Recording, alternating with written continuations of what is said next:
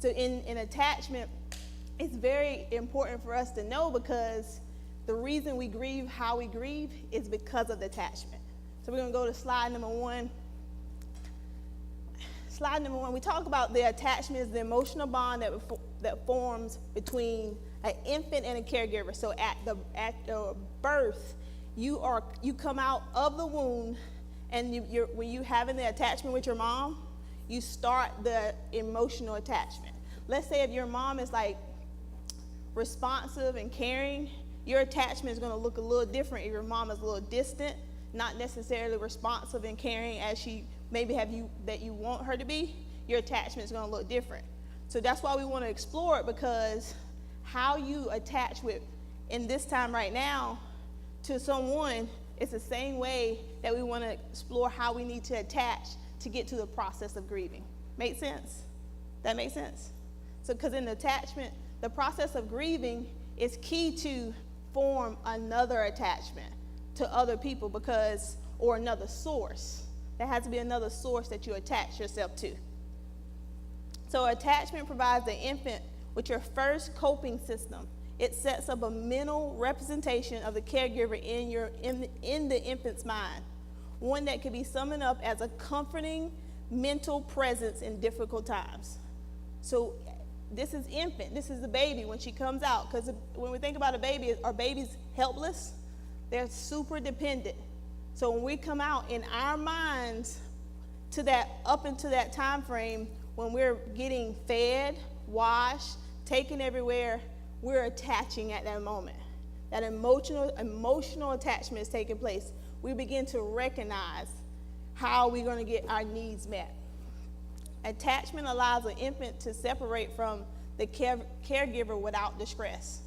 So if I attach to my mom, let's say I attach to my mom in a way that was securely, I'm going to be able to separate from her without distress and explore the world. Like if we say, Ava, if she was walking and she was attached appropriately, Ava, right? If she was walking and she attached appropriately, you can see her walk out of here and begin to explore with not worrying about where her mom was in this moment, because she was attaching appropriately. Make sense? All right, we're going to look at the next slide. Attachment at the early age of 6 months, the infant can anticipate. 6 months is so amazing. At 6 months, they know how their needs are going to get met at the 6 months mark. So that's wired in their brain. We're talking about the brain wiring of us, because we're all started off as babies. So at 6 months, we knew how our needs were going to get met. So our primary figure that we attach to remains crucial for approximately 0 to 3. 0 to 3, during that window of time of our lives, we are attaching with somebody that means something to us, a primary caregiver. Whoever that person is, if you're thinking in your mind, who was my primary caregiver during that time? That's the person that you attach to. Attachment is determined by the caregiver's response to the infant. How did your caregiver respond to you when you were an infant? That put that programming in your mind during that time. A child learning is based on how they were handled and how the caregiver acts towards them, not on what the caregiver says. So during the time when you're an infant, it doesn't matter what your caregiver is actually saying. It's about how they're attaching to you, how they're responding to your distress. When you cry, what are they doing? Are they ignoring you or allowing you to, or are they running to you and trying to comfort you? That right there, that's you're learning how to attach in those moments. All right. Easy enough to know when you're attached to someone, because you know how you feel. When you're apart from that person and being an adult, you put your feelings into words and describe how it feels. So everybody knows how it feels to be attached to someone. So in the separation, in the moment of the loss, you know how it feels to be away from that person. And that's when you're starting the grieving process, when you're away from the person. There are 4 attachment styles, and we're going to dig into those. They're secure, they're anxious, resistant, avoidant, and disorganized. Today we're going to talk about all 4, but at first I want you to ask yourself a question. Think about the availability of your primary caregiver. Just think for a moment. Where was your primary caregiver when you were growing up? Were they neglectful? Were they always there? Or were they inconsistent? Those things are going to matter as we go through the attachment styles. Oh, sorry. I'm on slide 6. I got to keep in touch. I'm sorry. Who did you go to when you had a problem? Think about that in your attachment style. When you think about those questions, who did you go to when you had a problem? Did you try to figure it out yourself, or you just try to be independent? Was there someone there that you could really count on? Now ask yourself those questions, because this is going to help you explore what kind of attachment style do you have at that moment of time. Because of whatever attachment style you have, that's how you're going to be formulating in your grieving process. Because if you didn't have those things like you needed, you're going to be struggling a little bit in your grieving process because you never got some things that this person that you're grieving probably bought, that security and that safety. So now we have to relearn how to get those things again. We have to relearn how to attach, because of what was programmed in our minds, we attached in a certain way. So now we have to reprogram our mind to attach in another way. All right, we're going to look at the first attachment, which is the most healthiest form of attachment.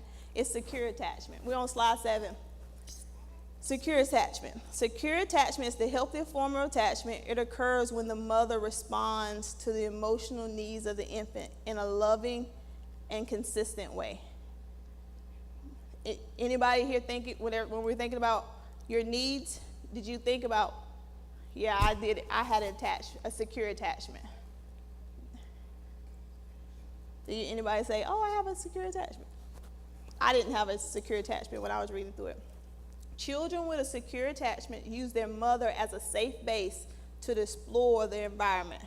They're moderately distressed when their mother leaves the room, separation anxiety, and seek contact with the mother when she returns.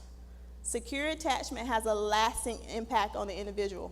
By growing up with a sense of stability, care, securely attached with children, find it easier to investigate and interact in the world.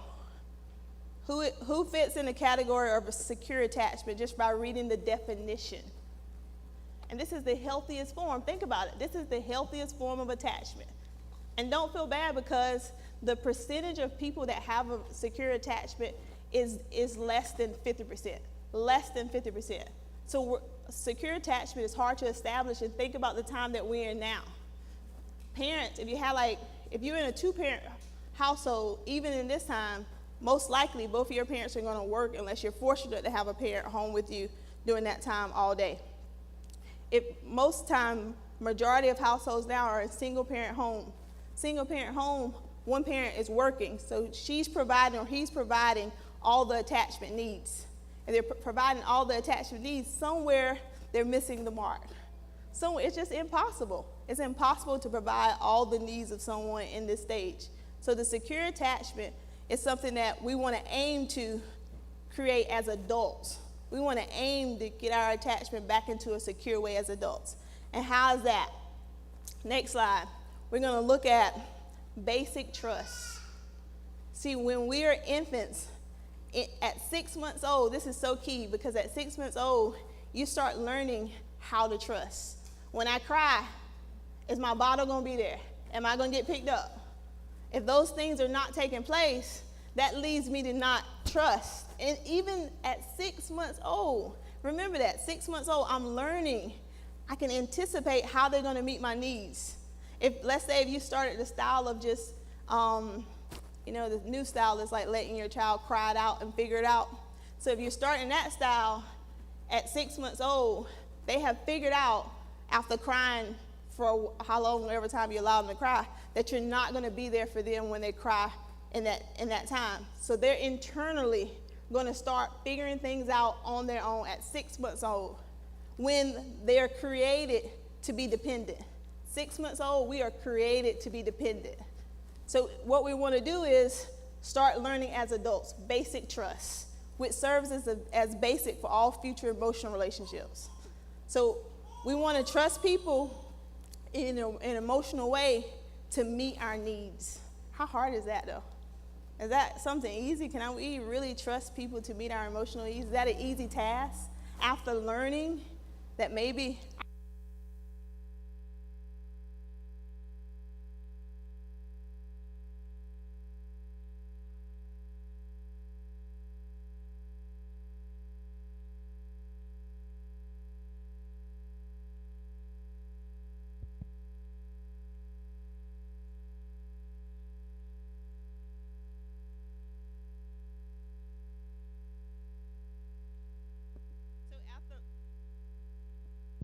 So after learning how to not to rely on yourself, you have to unlearn that skill and learn how to trust others. And one of the key things is developing intimate relationships. I mean intimate, I don't mean romantic intimacy. I mean friends. I mean allowing people to see inside you. Learning to be transparent and learning to be vulnerable. Because as we learn those things, we're developing secure, intimate bonds. And we need the emotional bonds so we can be able to flow in a healthy form in relationship. We have to maintain emotional balance, feel confident, and good about ourselves. The view of yourself matters in this time. You don't want to see yourself as less than, and we're going to talk about how that less than can come in another attachment. Enjoy being around others. Rebound from disappointment and loss. Explore their environment with feelings of safety and security, which leads to help. And one thing we have to remember about feeling safe and security is that first has to be internally. It's not necessarily their environment. You have to feel the safety and security within yourself. And getting a place with feeling the safety within yourself is just working through your emotions that you're having. If I'm having emotions as far as like sadness, I'm having all these wave of emotions, that makes me feel that I'm insecure emotionally. So we want to ground ourselves emotionally. And also we want to develop the next slide. We want to develop the ability to control behavior, which results in effective management and impulses of emotion. Create a foundation for the development of identity. Identity is big. With secure attachment, you have to work on who you are, knowing who you are with secure attachment. You're going to flow through a little bit better if you have that knowledge of who you are. You want to create a foundation for development, and you want to have self-worth, balance, and dependency and interdependency, because we want to depend on other people. We don't want to have the weight of the world on ourselves and try to figure it out all the time. Yep. We don't want to try to. Can I talk about this? We don't want to try to figure it out all the time. We want to trust others to help us figure it out. We want to establish a moral framework that leads to empathy, compassion, and conscience. Keep talking. Go on. We want to generate a core set beliefs. Just in case. Okay, thank you. So we want to generate a core set of beliefs. What is the core belief that you believe within yourself? What is that? What does that look like? What is that you're built upon? Make sure that you can look at that. And you want to provide a defense against stress and trauma. How do you build a defense against stress and trauma? You have to build up yourself in all these other areas, emotionally building yourself up in all these other areas. Anybody already there in that secure attachment now? When you think about it, are we all in the same place that we need to start working in that area?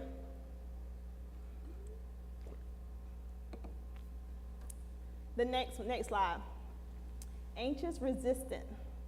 This describes a child who is frightened by separation and continues to display anxious behavior once the caregiver returns. So this is when you're feeling that separation distress when your parent leaves the room and you don't know how to self-soothe. You just you get anxious, like you cry, you whine, you throw a tantrum, you don't know what to do in those moments. That's that anxious-resistant attachment. And most times that comes when caregivers are inconsistent with parenting patterns. One day they could be all loving and nurturing, the next day they could be all dismissive. So that their inconsistency causes you to have that anxious style. When we want to make sure in that time right there that we're recognizing when those things are at play. Because most of the time when caregivers are functioning in that way, that inconsistent, they're not necessarily recognizing the damage that they're actually causing by them being inconsistent in their own emotions. Make sense? Caregivers may also be inconsistent in responding to signs of distress in the infant. For example, not picking up a crying baby to avoid spoiling the child may actually lead to the development of anxious attachment towards the caregiver. Remember, I don't know if you heard of that, like, I know back in like the country in those times, they'll say like, don't pick the baby up too much because you're going to spoil them. But that right there actually creates within them an anxiousness because you're allowing them to figure it out on their own. We don't want kids to figure it out on their own because they're helpless. We want to help them, give them what they need. And the thing they need in those moments is that nurturing. Next slide. So the anxious resistance adults, they seek high level of intimacy, approval, responsiveness from partners, being overly dependent.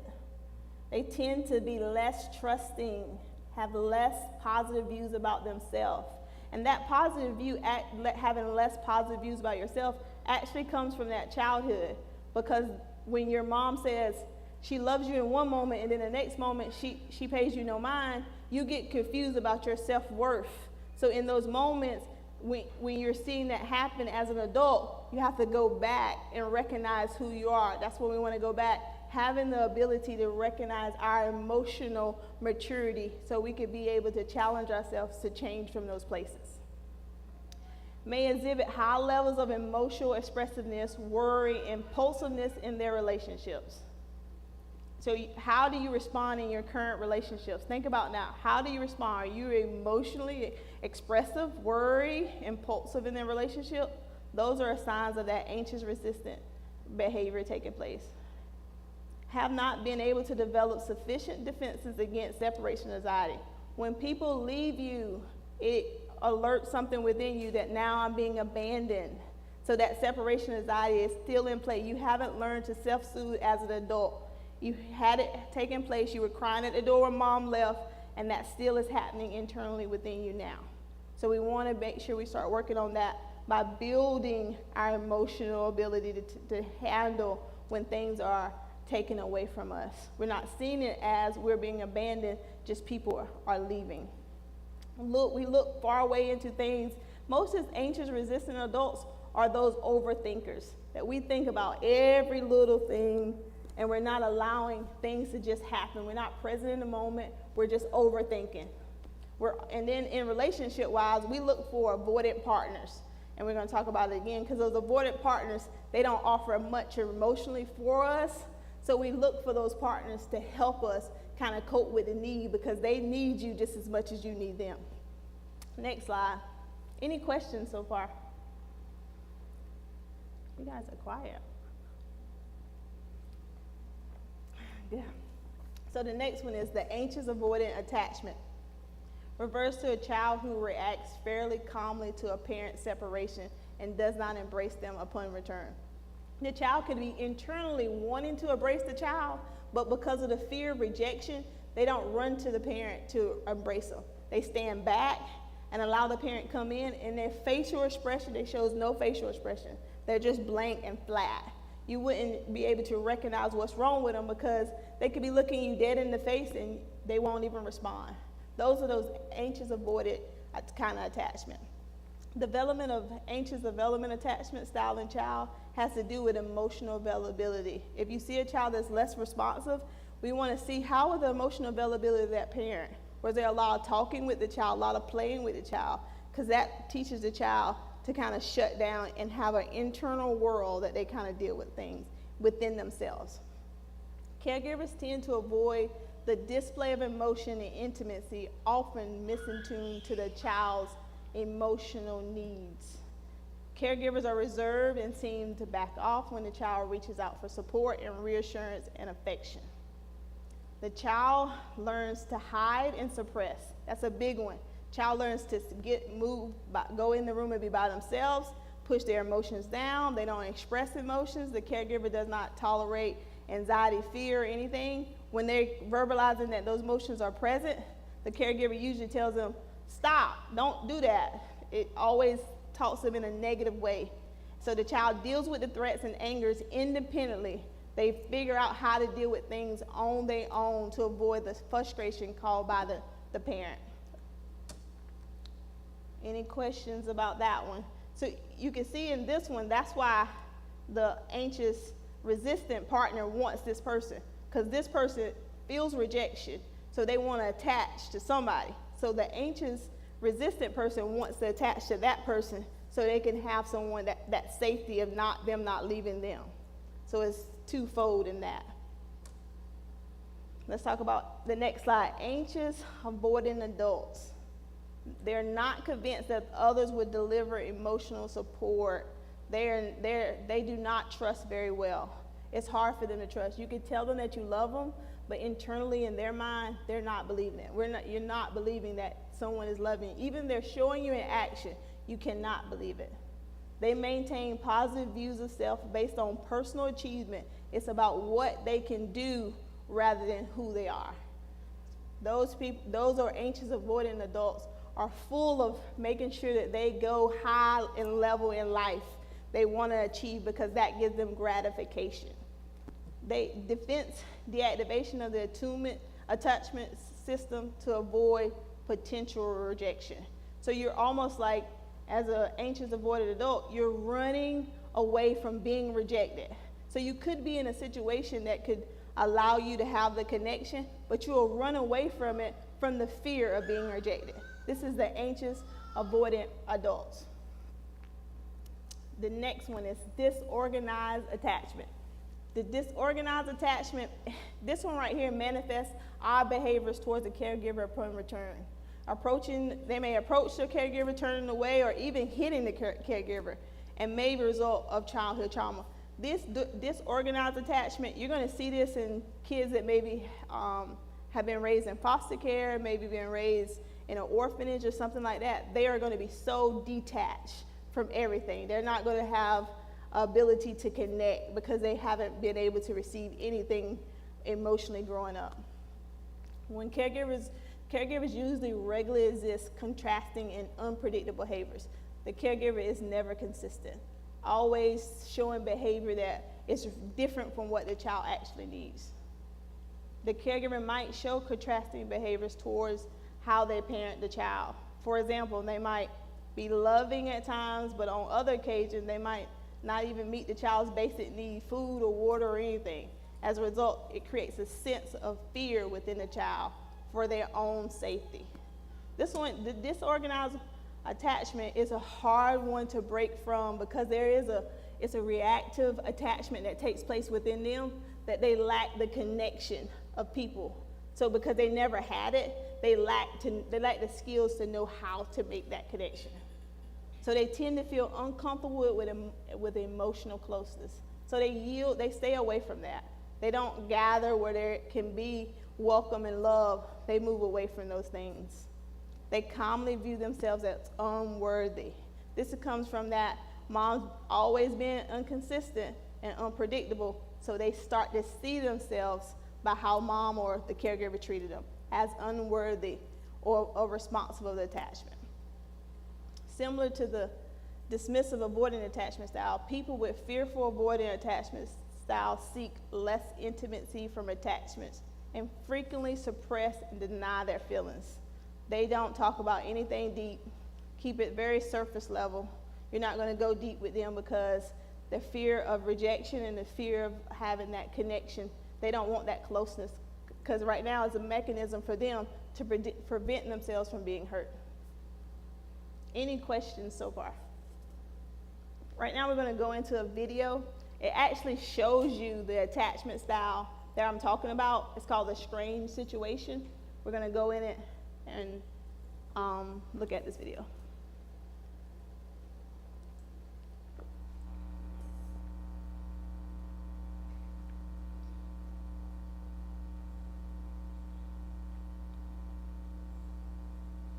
Mom is the one in the black, and the child is the one in the pink.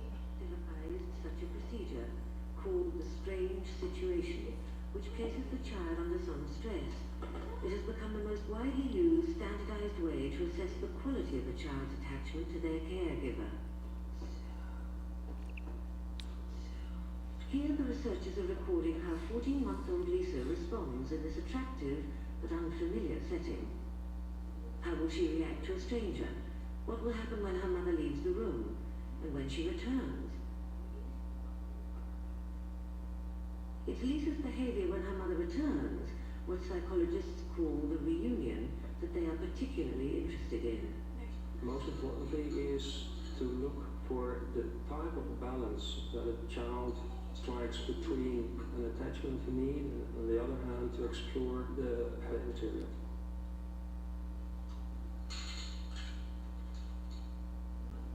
Once Lisa has settled down to play, a stranger enters the room and sits in the chair reading a magazine.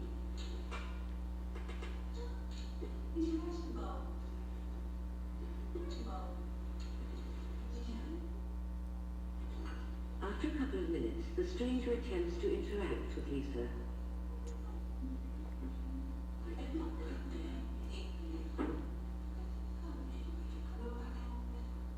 Soon, Lisbeth gets a cue to leave the room.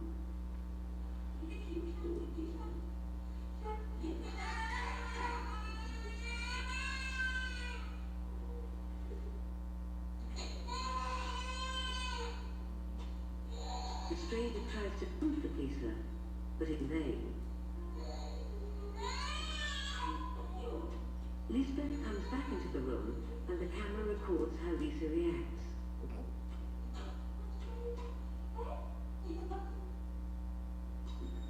Now the first part of the procedure is over, and Lisbeth settles Lisa.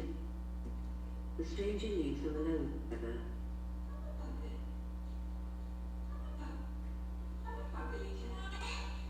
And soon after, it goes too. Lisa is on her own. Her distress is plain to see. Once again, the efforts of the stranger to console Lisa are to no avail.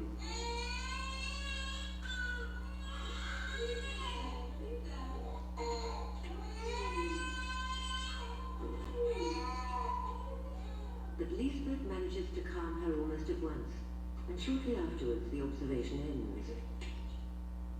So, did anybody know what attachment style that was? Did Lisa have? Any idea? Out of the 4 attachment style, what attachment style did Lisa have? Can anybody tell? Guess.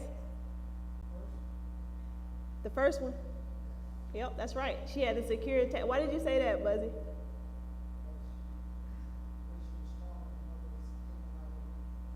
Good, yep. Good job, yeah. And think about that. The attachment, if we think about it, when we go into loss, think about the attachment when it comes to your loss. You see how Lisa was crying outside the door? That's the attachment style that Lisa had with her mom. It was secure. She had the relationship there. So when now, on the other side of that, when you're dealing with loss, that's the attachment, and you're screaming. You're screaming for that bond, that emotional connection that you had. You're screaming for it. You want it so bad because you've already been entwined with that person. But now that person cannot come to you and help you in your distress. Now what do you do in that moment? Now the thing that I want, I can no longer have. We'll be like Lisa, screaming, yelling. And the key about it, did you see how the stranger tried to comfort Lisa? What was Lisa's response to the stranger? She wasn't trying, she wanted her mama. Because that tells us in the moment of our distress, we only want the thing that we want. No one else can take the replace of it. So we have to go through the process of grieving. Lisa needed to cry. She needed to cry that stuff out. And that's the same thing for us. We got to push this out of us. Because in the attachment with relationships, that's the place of our greatest pain. Relationships bring us the greatest pain, but they bring us our greatest comfort. But we have to go through the process of recognizing I lost it. But the relationship has the ability to continue on, because that Lisa mom will forever be her mom. That won't change.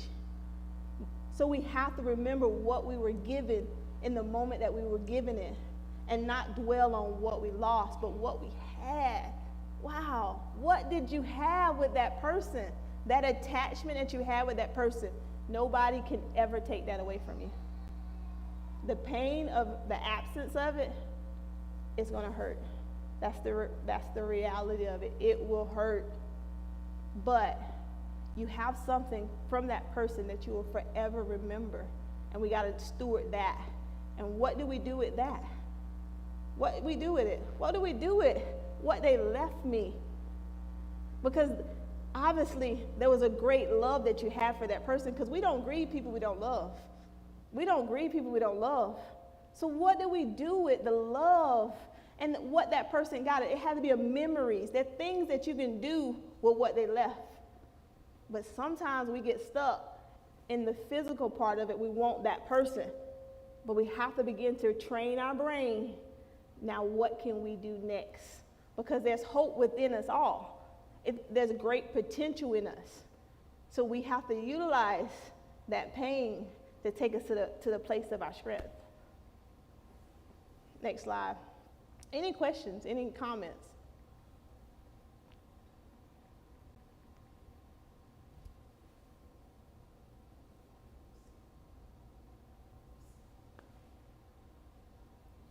Oh, I thought. How we grieve the loss of a loved one stretches us back to how we formed early childhood attachments. Because we saw in the attachment style that in the secure attachment, we saw Lisa, she had a bonded relationship with our mom and with her mom. So now the relationship continues. Lisa will forever have her mom, but how do we move on? What's next? What does that next process look like? So right now, within Lisa, let's just use Lisa as an example because she's fresh. Within her ability, next slide, within Lisa's ability, what's activated her in the moment is that separation distress. It's activated in the moment. I feel the separation distress in time of grieving, my attachment style to cope with trauma. How do I cope with the trauma of the loss? How did I cope with other things in life? How did I cope? You have to learn how to cope. And there are a lot of things that can fulfill you in those moments, but there's only one thing that's going to work. You have to get connected to the source. Because we saw the stranger come to Lisa, right? The stranger could not do anything for Lisa. But when you connect with the source, what does the source do for us in the moment? Anybody know what the source is? What could the source be? What could your source be that can cause you to move to a place of healing? There's only one healer. So we connect to the source. Even though there's discomfort, you miss that person, now I begin to get beauty for ashes, oil of joy for mourning, garment of praise for heaviness. I begin to get the things that he promised me I would have, but I got to stay connected to the source. But sometimes we get disconnected from the source, and it allows us to get into the place that we keep our minds on us. And this is hard. Grieving is hard. I don't want to minimize it by no means. But there was a strategy given to us that we have to utilize in the moment of our loss. Make sense? All right, we're going to go to the next slide. Attachment and loss. Now we're going to get a little heavy. How are you guys feeling? Y'all okay? We're going to talk about just 4 main losses in our life, because we experienced the loss of our parents, we experienced the loss of a spouse, we experienced the loss of a child, we experienced the loss of a sibling. And we want to kind of look at what we're actually losing, looking at it from that point of view. What are we losing in attachment? What are we losing with that person? Because remember we talked about last week, the primary loss is the person. The secondary loss is what that person provided for us. I lost my aunt in 2017, just suddenly, she just passed away. In March 2022, I finally grieved the loss of her. I recognized what I lost. She brought me so much joy. She wasn't like a Christian funny, but she was funny. She was just funny. She brought me so much joy. So when I think about her, I think about, golly, I missed that part of her. But now, in the process of my healing, I have to keep moving towards the source. Because if I move towards the source, the pain may still be there, but it's going to soften as we keep moving closer. So let's talk about caregiver, losing a parent or whoever provided care to you. This is big because, as we see, it's almost like the tables turn with Lisa. Now Lisa's on the other side of the door screaming for her mom. And to Lisa, mom was a key figure in her life. Mom fed Lisa. She changed her diaper. She played with her. You saw mom playing with Lisa. Lisa received all her needs from her mom. No matter what age you are, when you lose a parent, that causes you some distress. That causes you pain because there's an emotional bond there. But let's say on the other side, maybe I lost my parent and there was not necessarily an emotional bond, because we notice the attachment style, some parents are unavailable emotionally. So that's a secondary loss. I lost my mom and the idea of what I always wanted. Now I will never get it because now my mom is gone. So now I'm grieving my primary loss. Now I'm grieving my secondary loss. The pain of my idea, my desire would never be able to be achieved. So we get stuck in that process. And next, what did mom bring for us? Comfort. Mama bring comfort. When you sick, I was 27, living in Raleigh. I wanted my mama to come up there and take care of me because she brought it comfort to me.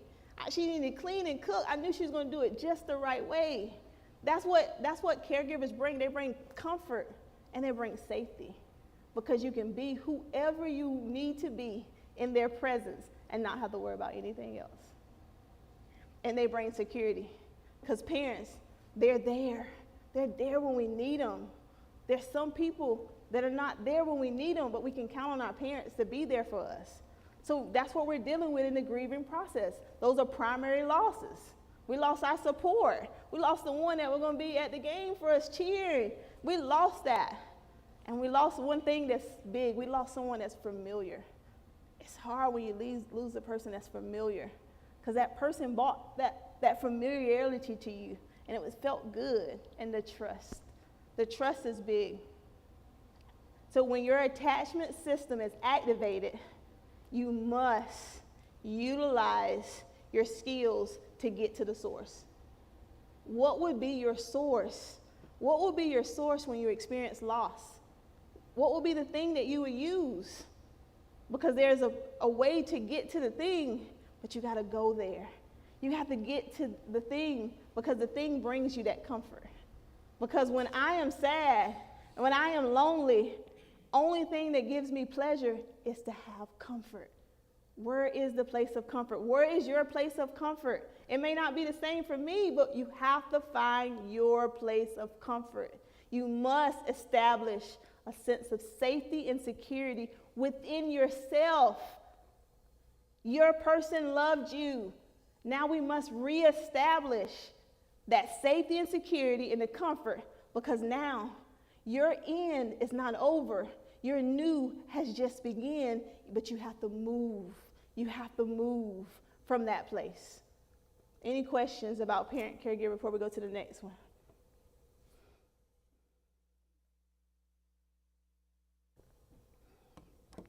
We're going to talk about spouse next. When we lose a spouse, when our attachment figure, when we attach to our parents, we transfer that relationship from our parents to our spouse. Our expectation is that our spouse will provide us similar things that our parents provided. That safety, that security, that comfort, we expect that from our spouse. So when we lose that, that's a secondary loss for us in the relationship. The relationship, the person builds with the spouse provides an emotional safe haven in times of distress and a secure base of dealing with the larger world of work and social relationships. With your spouse, you can be 100% transparent. You should be 100% transparent. So when you lose your spouse, you lose that. The loss of a spouse provides emotional deregulation in times of distress and causes a person to destabilize. When we are destabilized, we have to find our place of comfort to restabilize us. Because when we lose it, we have to gain it back again, and we have to do it a different way. There is a place of comfort. What's the source? Find the source. There's always a source. You have to find the source. I have to find my comfort. I have to find my peace. Find the source. When you find the source, you're going to plug in just like we will plug in my computer, and then you're going to have life again. But you have to find your source. Where is your source at? Where is it? Find it. Any questions?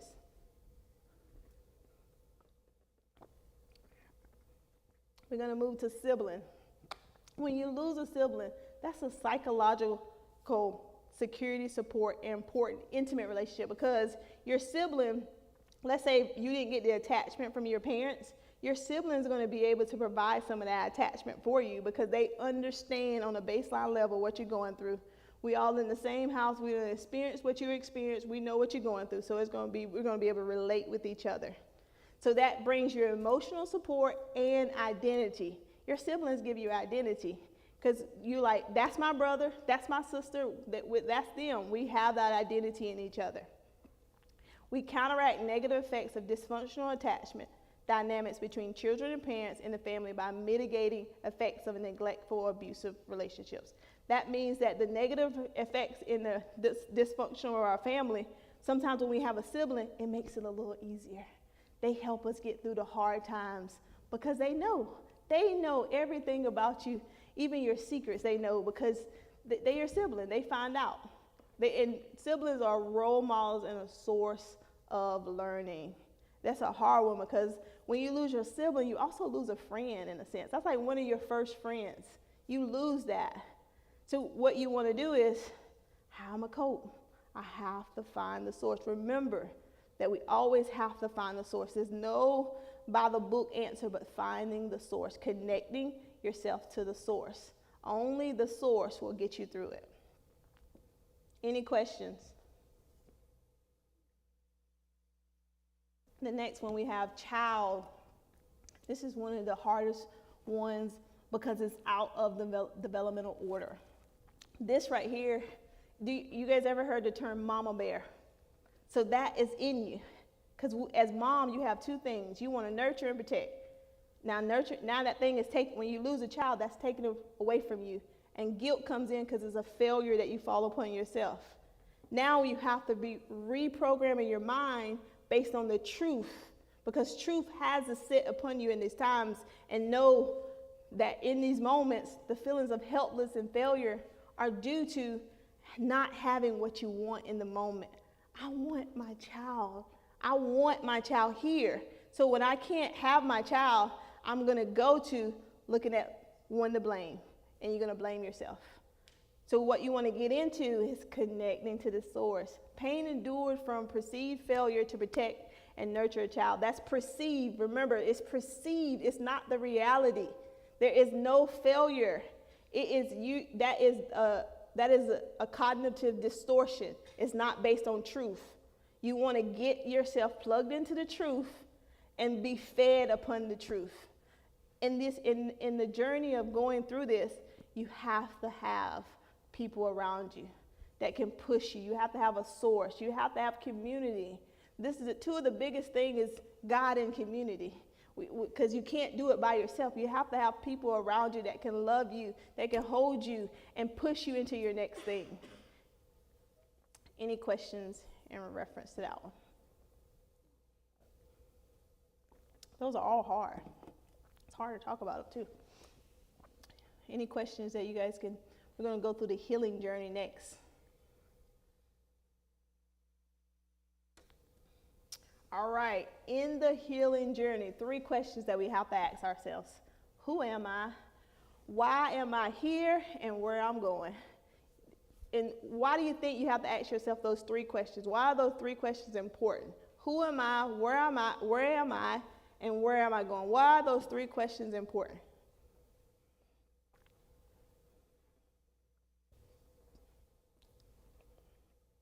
Anybody want to try it?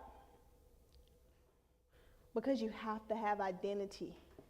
Because sometimes when we lose something, we see ourselves by what we lost. You lose vision of yourself, especially as a parent. You most of the time lost vision of yourself already because you were in the role of making sure that your children had what they need. So now you have to learn to see yourself and see, who am I? Who am I in this moment? And where am I going? Where do I need to go? Why am I here? Find purpose in the moments, because you're here. If you're here, there's still purpose in you, and you have to move towards that. Moving towards that is a journey. It's not an overnight thing, but it's a journey. But the only thing you cannot do is stop moving. You must keep moving towards it. Every day, take a step. Who am I? I'm searching. Where am I going? Why am I here? I'm asking myself. I'm pondering, trying to get that information so I can start taking steps forward. Because there's a place that you're going to go, but you must move to get there. Questions?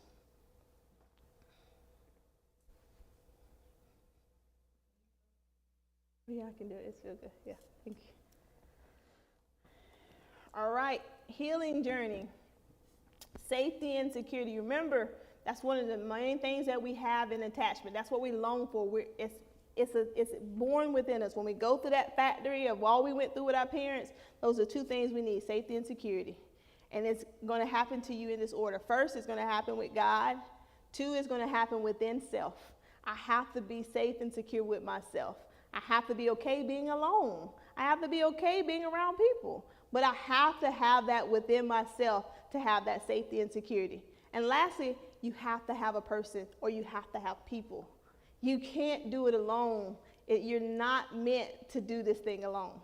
So I got to have God, I got to have myself in line, and I got to have my community and my people in line so I can receive what I need to move forward in my healing journey.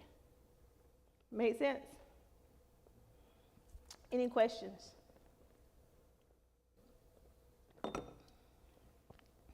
All right. This is big right here, because what happens in our journey is our thoughts produce emotions and our emotions produce behavior. So we have to make sure that our thoughts are in order in a way that is setting us up for success. What's in your thoughts? Are your thoughts producing things that's going to bring out the good in you? If your thoughts are not in order, you're not going to get to the place that you need to go. So you have to align your thoughts. Finally, brethren, what things are true? What is true in this moment? What things are honest? What things are just? What things are pure? What things are lovely? Whatsoever things are good report. If there be any virtue, if there be any praise, think on these things. Make sure you're aligning your thoughts in such a way that's going to set you up to produce. Because when we lose a loved one or someone that is special to us, our thoughts spiral out of control. If I was to drop, like if this was a roll, it would roll down. You have to catch your thoughts at the beginning. You cannot entertain thoughts because it will spiral you in a negative direction. So thoughts come, but we have to be in control of our thoughts. Because you entertain a certain thought, it can lead you in a direction that you don't need to go on. So make sure that you're knowing, what am I thinking? I want to control my thoughts. I want to make sure I'm putting in my mind what I'm needing to think of in the moment. I'm going to think of what's good. I'm going to think of what's just. I'm going to think of what's pure. Because think about it. If we were to activate that now, start putting that in your thoughts, you're going to produce good emotions from that. And then you're going to produce good behavior from that. If you want to see good things within you, start with your mind. Your mind is the battlefield that you're fighting against. We talked about last week how we have to fight against that oppression. Only way we can fight against that oppression, we got to fight it in our mind. It's fighting in our mind, making sure our mind is in a way that's going to help us move forward. Because I think it's a scripture in Isaiah 54:14. It says, I can't remember what it says, but this is what, I'm going to give you the paraphrase of it. The scripture talks about how we have to make sure that we get rid of fear. Because when fear is present, it leaves the door open for oppression.